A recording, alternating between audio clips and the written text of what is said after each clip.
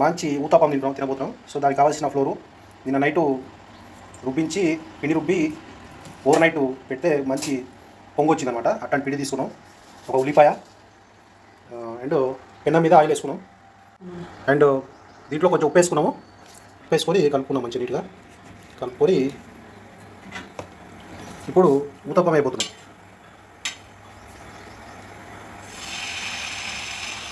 ఎన్ని 4 స్పూన్స్ కదా, 2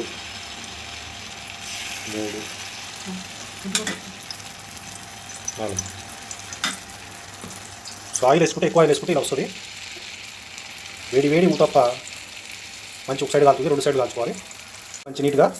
సో ఇది మళ్ళీ తిల్ల వేసుకున్నాము రెండో వైపు కాల్చుకోవడానికి. సో ఆయిల్ గుర్తుపెట్టి కూడా ఆయిల్ ఎక్కువ ఉండాలి. ఆయిల్ వేడి ఊతప్పం ఇస్ రెడీ. ప్లేట్లోకి తీసుకున్నా. అండ్ ఇది వచ్చేసి టమాటో పచ్చడి, టమాటో పల్లి పచ్చడి, ప్రో కాంబినేషన్. సబ్స్క్రైబ్.